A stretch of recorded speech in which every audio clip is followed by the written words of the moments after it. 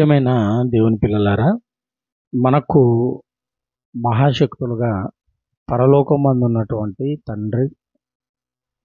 తండ్రి కుడిపార్శ్వమున కూర్చున్నటువంటి యేసుక్రీస్తుల ప్రభుల వారు, అలాగే మనల్ని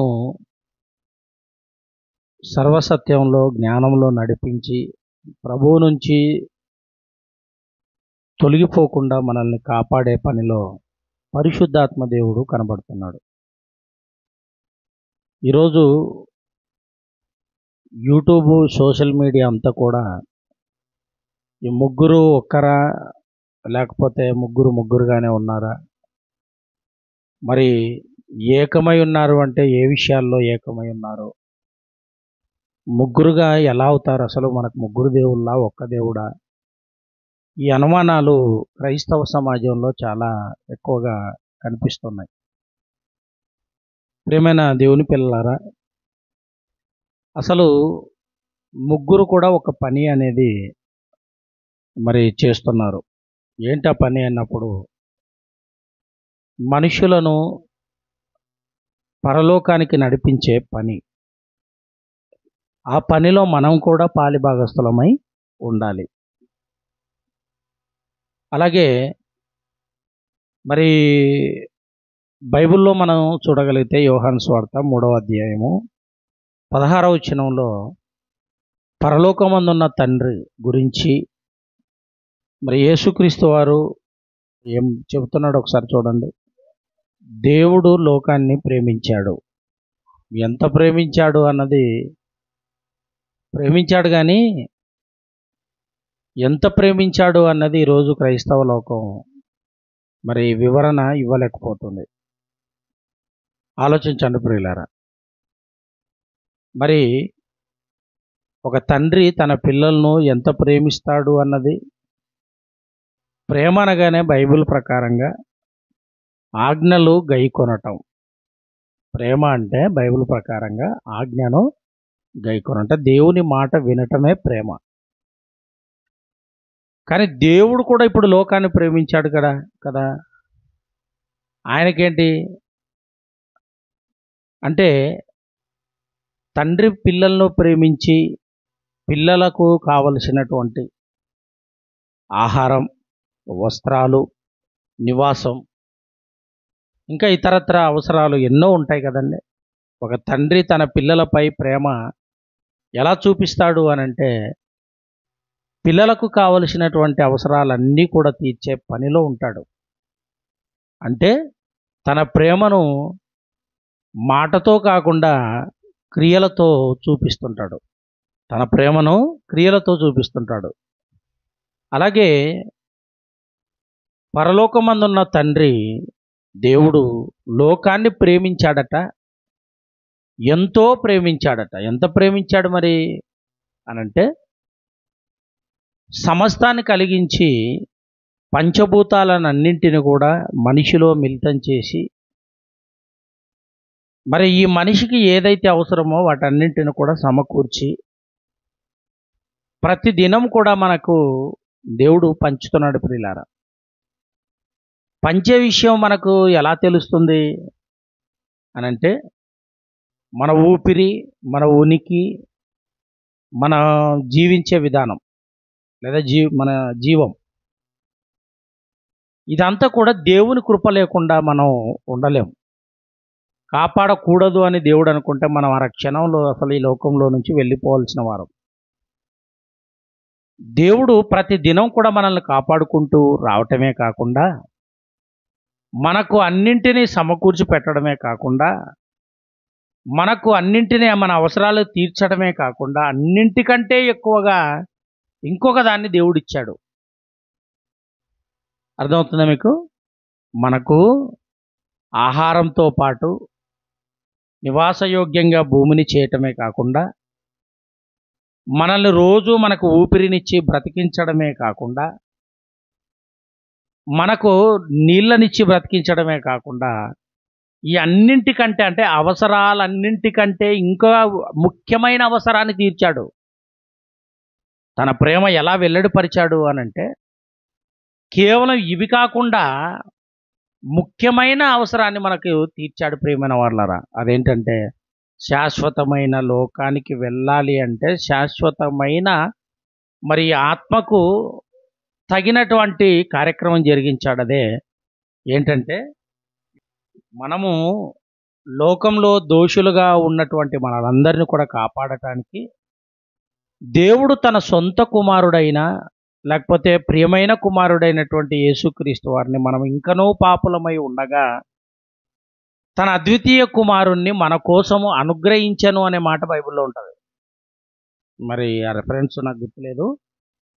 మనకు తన అద్వితీయ కుమారుణ్ణి అనుగ్రహించను, మనకు అనుగ్రహించాడట. అంటే ఎప్పుడు ఈ విషయం ఎప్పుడు జరిగింది అని అంటే 2000 సంవత్సరాల క్రితం జరిగినటువంటి ఆ సందర్భాన్ని ఈరోజు మనకు కూడా అనుగ్రహింపబడింది అని అంటే ఎలా అనుగ్రహింపబడింది అని అంటే యేసుక్రీస్తు వారి యొక్క మరణం. యేసుక్రీస్తు వారి యొక్క మరణం అనేది మరి రాబోయే తరాలకు కూడా ప్రయోజనకరంగా తను మరణించి మనము మరి పాపపు జీవితంలో నుంచి పరిశుద్ధ జీవితంలోకి దాటాలి అంటే, మనము చీకటిలో నుంచి వెలుగులోకి దాటాలి అంటే, మనము లోకంలో నుంచి జీవంలోకి దాటాలి అంటే, మరణంలో నుంచి జీవంలోకి దాటాలి అంటే యేసుక్రీస్తు వారు మనకి కావాలి. మనకి యేసుక్రీస్తు వారు లేరనుకోండి, ఎందుకంటే పరలోకం అనేది పరిశుద్ధులు ఉండేటువంటి లోకం.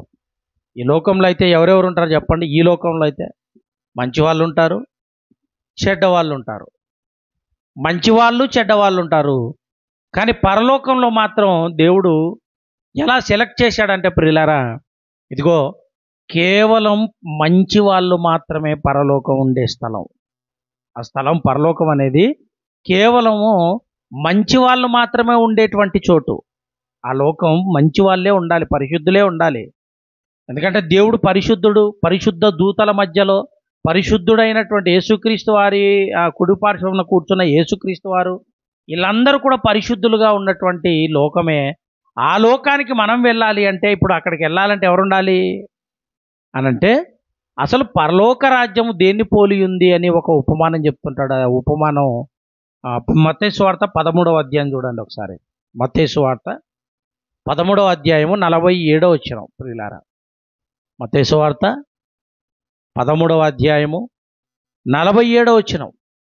మరియు పరలోక రాజ్యము సముద్రములో వేయబడి నానా విధములైన చేపలను పట్టిన వలను పోలి ఉన్నది అన్నాడు. చూడండి ప్రియమైన వాళ్ళరా, పరలోక రాజ్యం ఎలా ఉందట?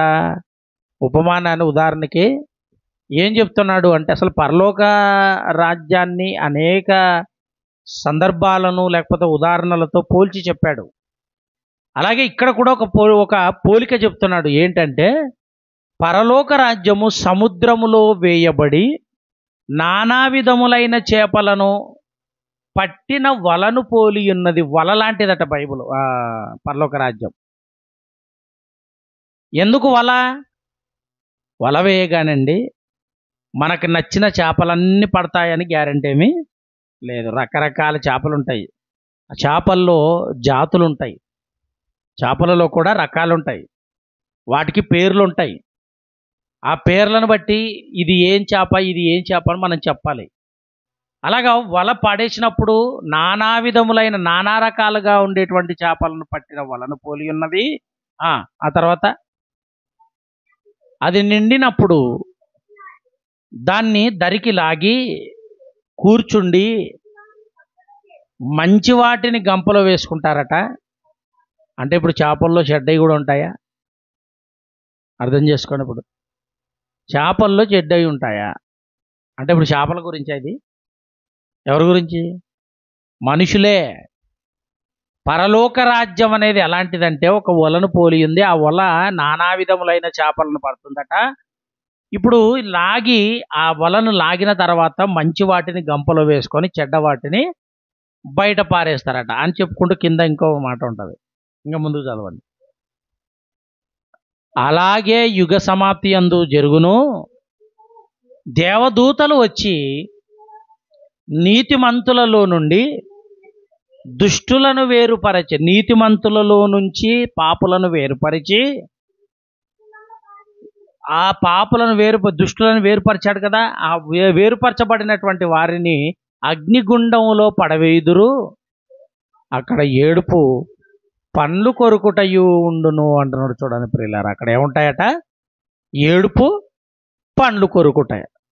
ఈ మరి దుష్టులుగా ఉండేటువంటి వారందరినీ సైతం, వారందరూ దుష్టులుగానే ఉండగా మనందరం కూడా పాపులుగా అంటే దోషులుగా ఉన్నప్పుడే యేసుక్రీస్తును మన కోసం అనుగ్రహించాడు. అంటే తన ప్రేమను ఎలా వెల్లడిపరుస్తున్నాడు అనంటే, లోకంలో బ్రతికించడమే కాకుండా, ఒక మాటలో చెప్పాలంటే మీకు ప్రతి అవసరత తీరుస్తున్నాడు కదా, బ్రతికించడమే కాకుండా ఇంకా జీవంలోకి తీసుకెళ్ళాలి అని తన కుమారుడైన యేసుక్రీస్తు వారిని మనకు పాపులుగా ఉన్నప్పుడే మనల్ని యేసుక్రీస్తు వారిలోకి మీరు రావాలి, యేసుక్రీస్తు వారిలోకి రావాలి అని తన ప్రేమను తన కుమారుని ద్వారా వెల్లడిపరుస్తున్నాడు. బలి చేశాడు, తన ప్రియ కుమారుణ్ణి మన కోసం అనుగ్రహించాడు, ఇచ్చాడు. అనుగ్రహించడం అంటే మనకిచ్చాడు. ఎలా ఇచ్చాడు? పరిశుద్ధుడుగా భూమి మీద బ్రతికి చనిపోయిన తర్వాత, ఇదిగో మీరు కూడా ఆయనలోకి బాప్తిస్మం పొందుకున్న తర్వాత, లేదా ఆయనను ధరించుకున్న తర్వాత మీరు జీవంలోకి దాడుతారు. చూసారా? అంటే అన్నింటికంటే ముఖ్యమైనది అది. మన భోజనం కంటే, మన వస్త్రాల కంటే, ఏమండి, మనం బ్రతికే దానికంటే, మనం పీల్చుకునే గాలి కంటే, నీటి కంటే, ఇవి లేకపోయినా పర్వాలేదు, కానీ యేసు ప్రభు లేకుంటే, ఏమండి ఆలోచిస్తున్నారా? యేసుక్రీస్తు వారు, యేసు ప్రభు లేకపోతే పళ్ళు కొరుకుట ఏడ్చుట, పళ్ళు కొరుకుట ఏడ్చుట, అంటే ఆ స్థితిలోకి జారిపోతాం అన్నమాట. ఆలోచించండి ప్రియులారా. అలాగే కుమారుడైన యేసుక్రీస్తు వారు కూడా ఉన్నాడు. ఇప్పుడు తండ్రి గురించి అయిపోయింది, తండ్రి గురించి మాట్లాడుకుంటున్నాం. ఇప్పుడు కుమారుడైనటువంటి యేసుక్రీస్తు వారు ఒక ఆయన ఉన్నాడు కదా, ఆయనే అద్వితీయ కుమారుడు, అద్వితీయ సత్యదేవుడు అని కూడా ఉంటుంది. ఆలోచించండి ప్రియమైన దేవుని పిల్లలారా. యేసుక్రీస్తు వారు ఇప్పుడు మరి ఏం చేశాడు, ఆయన పని ఏంటి అని ఆలోచించగలిగితే అదే యోహాను సువార్త 13వ అధ్యాయము మొదటి వచనాన్ని చూద్దాం. యోహాను సువార్త 13వ అధ్యాయము మొదటి వచనం. తాను ఈ లోకం నుండి తండ్రి యొద్దకు వెళ్ళవలసిన గడియ వచ్చనని యేసు పస్కా పండగకు ముందే ఎరిగిన వాడై, లోకములో ఉన్న తన వారిని ప్రేమించి వారిని అంతము వరకు ప్రేమించను అన్నాడు. చూడండి ప్రియులారా, అంతం వరకు ప్రేమించారంటే ఎవరంతం వరకు? యేసు ప్రభు ఆయన వెళ్ళిపోయేంత వరకు ప్రేమించాను, ఆ తర్వాత కూడా ప్రేమిస్తున్నాడు. ఎలా ప్రేమించాడు మరి? మానవ రూపంలో లేడు కదా, ఇప్పుడు శరీర సంబంధిగా లేడు కదా, శరీర రూపంలో లేడు కదా, ఎలా ప్రేమిస్తున్నాడు మరి? మనల్ని ప్రేమించాడు కనుకనే ఈరోజు వాక్య రూపంలో ఉన్నాడు కదా. యేసుప్రభు ఎలా ఉన్నాడు ఇప్పుడు? ప్రస్తుతం వాక్య రూపంలో ఉన్నాడు. తను ప్రేమించినటువంటి తన ప్రియులకు, మళ్ళీ చదవండి అన్నమాట, తను ప్రేమించిన తన వారిని అంతవరకు ప్రేమించను అన్నాడు. చూడండి ప్రేమైన వాళ్ళరా. ఇంకొక మాట చెప్పమంటారా? తండ్రి వేరు నేను వేరు అని చెప్పడానికి ఇంకా బలమైన ఒక మాట మీకు చూపిస్తాను. యోహాను సువార్త 8వ అధ్యాయము 16వ వచనం. యోహాను సువార్త 8వ అధ్యాయము 16వ వచనం. నేను ఒక్కడినై ఉండక నేనును నన్ను పంపిన తండ్రియునై ఉన్నాడు, నా తండ్రి కూడా ఉన్నాడు, నేను ఒక్కడినై ఉండక. ఆయన చెప్తున్నాడు కదా. ఇప్పుడు చాలామంది మరి తండ్రి, కుమారుడు, పరిశుద్ధాత్మ దేవుడు అంతా ఒకటే. మరి పరలోకంలో ఉన్నప్పుడు తండ్రిగా, అక్కడి నుంచి మరలా భూమి మీదకి వచ్చి కుమారుడిగా, మరలా వెళ్ళి మళ్ళా పరిశుద్ధాత్మునిగా ఆయననే వచ్చాడు అని చెప్తుంటారు. నిజంగా యెహోవా దేవుడు వేరు, యేసుక్రీస్తు వారు వేరు, పరిశుద్ధాత్మ దేవుడు వేరు. వ్యక్తులుగా వేరు. నేను గత 2 వారాలు నేను ఈ పాఠం మీదనే చెప్పాను. వ్యక్తులుగా వేరు. సాక్షాత్తు యేసుక్రీస్తు వారే ఏమంటున్నాడు? నేను ఒక్కడినై ఉండక నేనును నన్ను పంపిన తండ్రియునై ఉన్నాము. నన్ను పంపిన తండ్రి కూడా ఉన్నాడు. నేను ఒక్కడినై ఉండక అంటే ఒక్కడి కాదు అని అర్థం. వీళ్ళు ముగ్గురుగా ఉన్నారు. పరలోకంలో తండ్రిగా ఉన్నాడు. ఆలోచిస్తున్నారా? తండ్రిగా ఆయన మరి పరలోకపు తండ్రి ఉన్నాడు. కుమారుడైన యేసుక్రీస్తు వారు ఉన్నాడు. ఆయన మాట్లాడుతున్న మాట ఏంటంటే, ఇదిగో నేను ఒక్కనినై ఉండక పరలోకంలో నా తండ్రి కూడా ఉన్నాడు అని చెప్తున్నాడు. నన్ను పంపిన నా తండ్రి ఉన్నాడు అంటే ఇప్పుడు సపరేట్గా కనపడుతుందా? సపరేట్గా కనపడుతుందా? ఆలోచించండి ప్రియులారా. అలాంటి యేసుక్రీస్తు వారు మరి ఎఫెసీయులకు రాసిన పత్రిక, ఇప్పుడు పౌలు గారు కూడా మాట్లాడుతుంటారు. ఒకసారి చూడండి. ఎఫెసీయులకు రాసిన పత్రిక 5వ అధ్యాయము 2వ వచనం. ఎఫెసీయులకు రాసిన పత్రిక 5వ అధ్యాయము 2వ వచనం. క్రీస్తు మిమ్మును ప్రేమించి పరిమళ వాసనగా ఉండుటకు మన కొరకు తన్ను తాను దేవునికి అర్పణముగా బలిగాను అప్పగించుకొనెను అన్నాడు. చూడండి ప్రేమన వారలారా, మన కొరకు తన్ను తాను అర్పణముగాను బలిగాను అర్పించుకొనెను. యేసుప్రభు గారు కూడా తన వారిని ప్రేమించడానికి తన ప్రాణాన్ని అర్పించినట్టుగా కనబడుతుంది ఇక్కడ. తన ప్రాణాన్ని అర్పిస్తున్నాడు. బలిగా, తనకు తానే బలిగా మారిపోయాడంటే ప్రియమైన దేవుని పిల్లలారా, ఆలోచించండి. అంటే తనకు తాను అని అంటే ఇక్కడ మనం ఒకటి ఆలోచించాలి. అసలు బలి అయిపోవాలి అన్న కాన్సెప్ట్ ఎవరిది?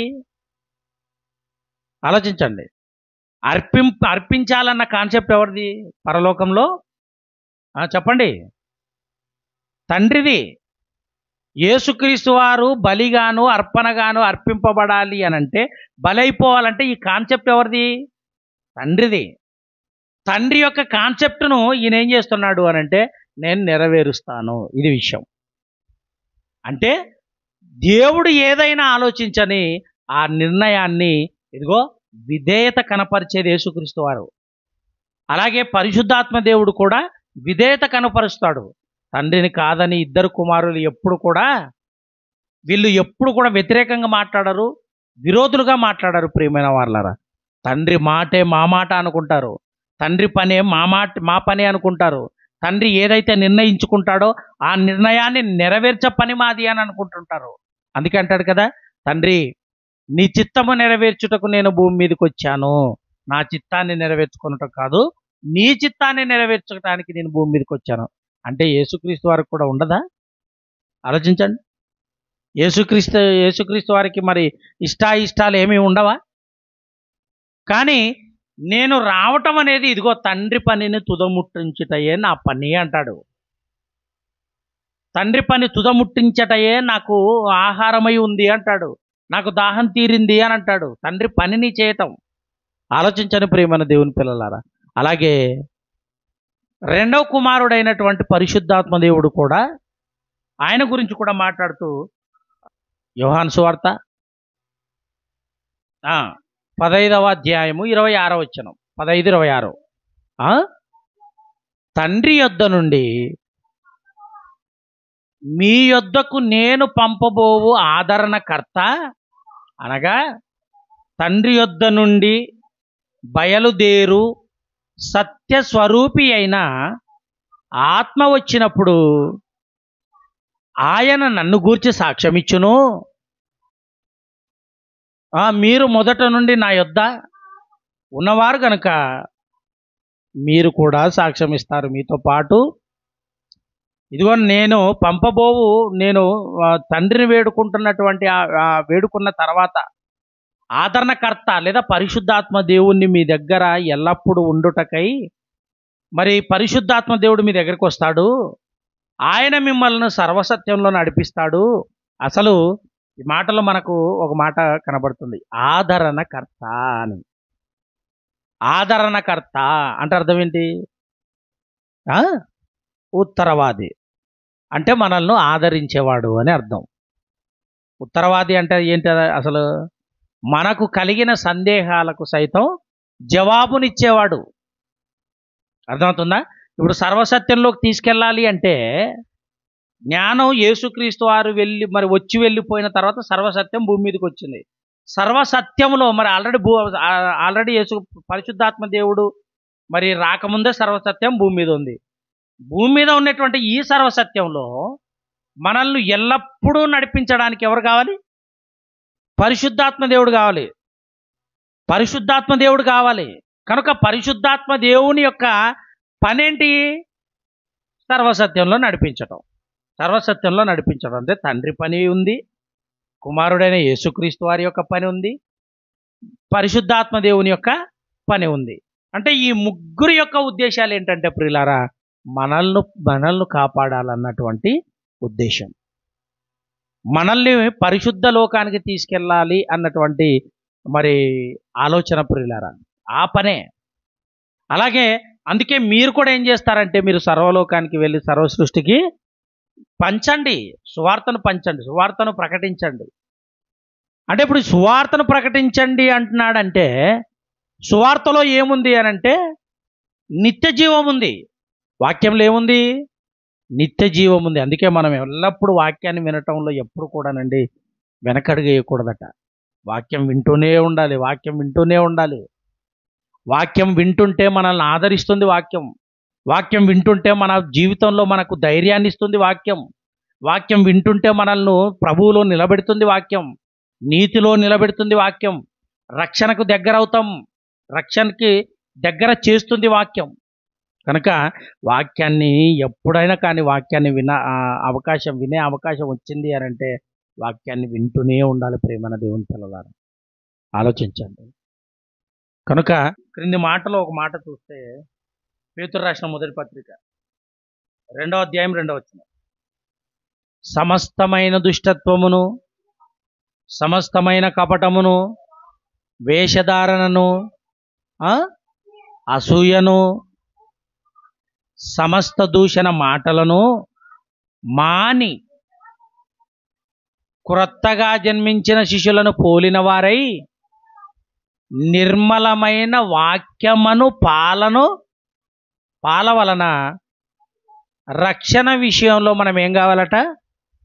ఎదుగు నిమిత్తము ఎదగాలి అంటున్నాడు. చూడండి ప్రేమైన వాళ్ళరా, ఆ పాలను ఏం చేయాలట అంటే తీసుకోవాలి, తాగాలి అని అర్థం. ఆ పాలను అపేక్షించాలి, ఆ పాలను త్రాగాలి. ఎందుకు త్రాగాలి? మళ్ళీ మాట చదవండి, 2వ వచనం 2వ అధ్యాయం 2వ వచనం, సమస్తమైన దుష్టత్వమును, సమస్తమైన కపటమును, వేషధారణను, అసూయను, సమస్త దూషణ మాటలను మాని క్రొత్తగా జన్మించిన శిశును పోలిన వారై నిర్మలమైన వాక్యమును పాలవలని రక్షణ విషయంలో ఎదుగు నిమిత్తము ఆ పాలను అపేక్షించండి. అంటే వాక్యం అనే పాలను మనం తీసుకుంటుంటే సమస్తమైన ఈ దుష్ట కార్యాలు ఏవైతే ఉన్నాయో వాటన్నింటిని కూడా మానుకొని ఏమంటున్నాడంటే, ఇదిగో మీరు అప్పుడే పుట్టిన శిశువును పోలిన వారై ఉండాలి అంటున్నాడు. ఎందుకంటే వాక్యం అనేది ఎప్పుడు నిర్మలంగా ఉండేది. సమస్త కల్మషాన్ని తీసేస్తుందట, సమస్త దుష్టత్వాన్ని తీసేస్తుందట, సమస్త అసూయను తీసేస్తుందట. తీసే శక్తి వాక్యానికి ఉన్నప్పుడు నిర్మలమైన వాక్యముగా మనం ఎప్పుడైతే మరి నిర్మలంగా పరిశుద్ధంగా మంచి పాలు ఎలాగైతే ఉంటాయో వాక్యం కూడా అలాంటిది అంటున్నాడు. కారణం ఏంటంటే మీరు రక్షణలో ఎదగాలి. రక్షణలో ఎదగాలి అంటే, రక్షణలో ఎదుగుదల రావాలి అంటే ప్రియులారా మనకేం కావాలి? వాక్యం అనే పాలను మీరు అపేక్షించాలి. వాక్యం అంటే ఇప్పుడు వాక్యంలో అంత శక్తి ఉందా? మనల్ని బలపరిచే శక్తి ఉందా? వాక్యంలో మనల్ని నిత్య జీవానికి తీసుకెళ్లేటువంటి శక్తి ఉందా? ఉంది. వాక్యంలో ఏమంటే పరలోకానికి తీసుకెళ్లేటువంటి శక్తి ఉందా అంటే వాక్యానికి ఉంది. ప్రేమన దేవుని పిల్లలారా, ఆరాధించడం అంటే ఏంటి మరి? ఆత్మతో సత్యంతో ఆరాధించడం అంటే ఏంటి? వాక్యాన్ని స్వీకరించటం, మంచి మనసుతో స్వీకరించటం.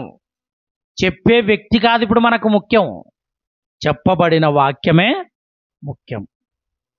బైబిల్లో ఈ విషయాలు ఉన్నాయా లేదా అని చూసుకోవటమే మనకు ముఖ్యం. ఎందుకు జాగ్రత్త చెప్తున్నారు అంటే, ప్రియమైన దేవుని పిల్లలారా ఆలోచించండి.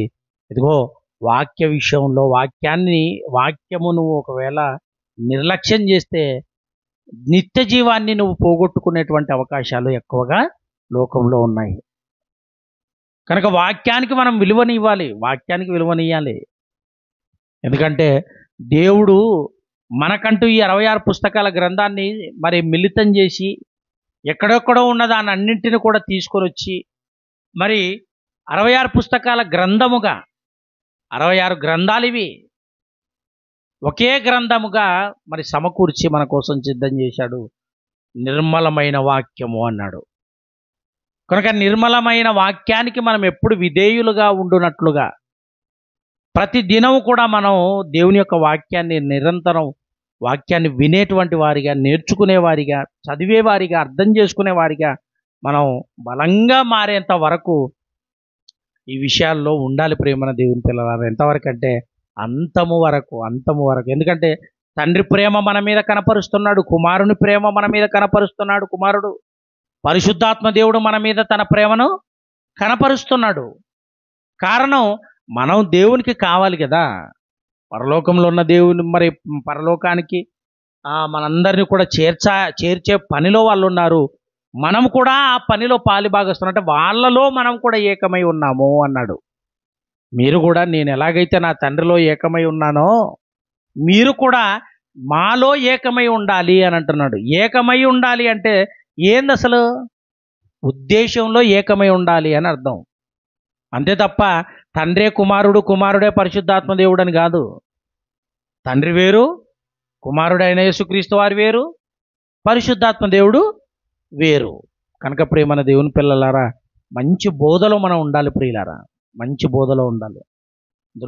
దుర్బోధల జోలికి వెళ్లకుండా, ఏమండి ఇలాంటి తప్పుడు బోధల మరి వినకుండా మనకిచ్చిన బాధ్యత ఏంటంటే మీరు ఏం వినుచున్నారో జాగ్రత్తగా చూసుకోవాలి. అలా చూసుకుంటేనే తప్ప వాక్యంలో ఏముందో మనకు తెలియదు. వాడు ఏం చెప్పినా అదే నిజం అనుకొని పోతే మాత్రం మనం ప్రమాదంలో పడే అవకాశాలు ఎక్కువగా కనిపిస్తుంటాయి. ప్రియులారా ఆలోచించండి. కనుక తండ్రి యొక్క పనిలో, కుమారుడైన యేసుక్రీస్తు వారి యొక్క పనిలో, పరిశుద్ధాత్మ దేవుని పనిలో మనందరం కూడా ఉండాలని, ప్రేమపూర్వకంగా పాలిభాగస్తులుగా ఉండాలని మీ అందరికి హెచ్చరిస్తూ, నన్ను నేను హెచ్చరించుకుంటూ ఈ మాటలు ఇంతటితో ముగిస్తున్నాను. అందరికి వందనాలు.